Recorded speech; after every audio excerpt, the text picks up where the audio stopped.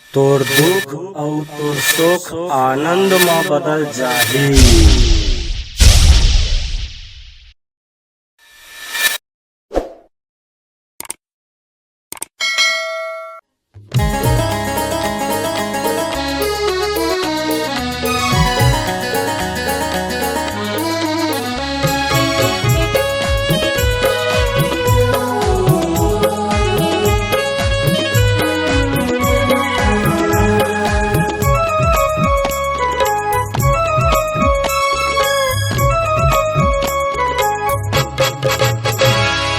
आज नहीं था कल मोरी सुवादीना, आज नहीं था कल मोरी सुवादीना, मोरी सुवादीना ए मोर दीदी वचन में बने रहबेला, ए मोर भैया वचन में बने रहबेला।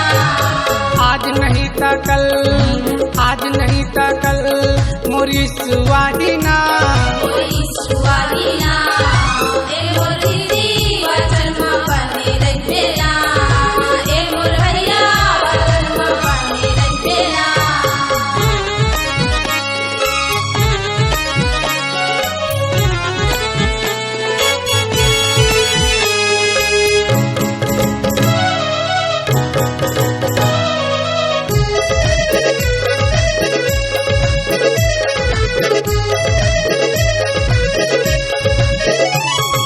दुख मुसीबत तकलीफ सहेला बढ़ी ना, सहेला पढ़ी ना, आगे मोर यीशु तो लेके जागी ना।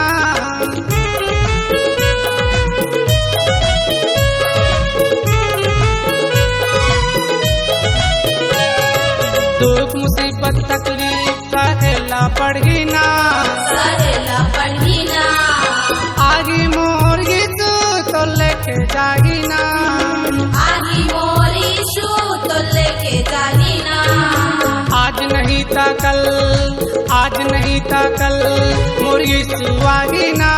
मोरी सुवादी ना ए मोर दीदी वचन में बने रहबेला, ए मोर भैया वचन में बने रहबेला।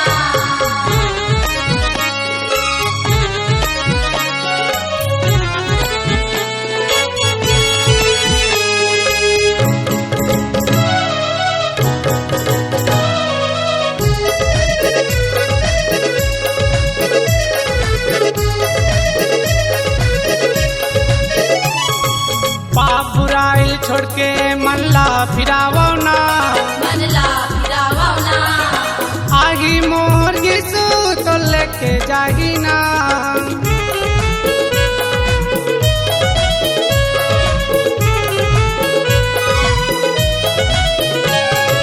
पाप बुराई छोड़ के मन ला फिरावो ना, मनला फिरावा ना, सत्य मार्ग का जीवन सुला धन बुलावो ना। सत्य मार्ग जीवन सुला धन बुलावा ना। आज नहीं था कल मोर यीशु आगी ना, आज नहीं था कल मोर यीशु आगी ना।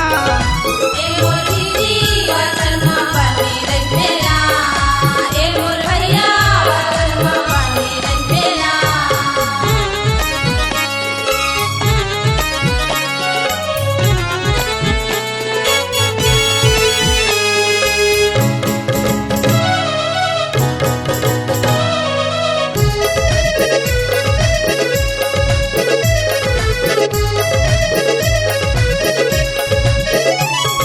यीशु हमर पाप के खातिर दुख उठाए ना, दुख उठाए ना, क्रूस में चढ़ के यीशु अपन जान गवाए ना।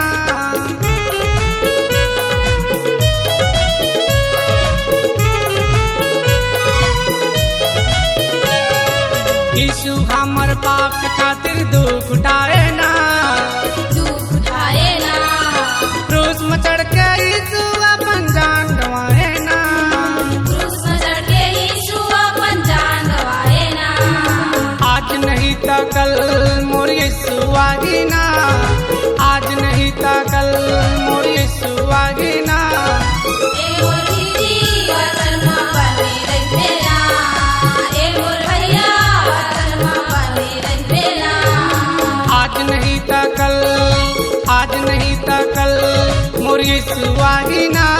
मोर यीशु आही ना, ए मोर दीदी वचन में बने रहिबेला, ए मोर भैया वचन में बने रहिबेला, ए मोर भैया वचन में बने रहिबेला, ए मोर दीदी वचन में बने रहिबेला, ए मोर दीदी वचन में बने रहिबेला।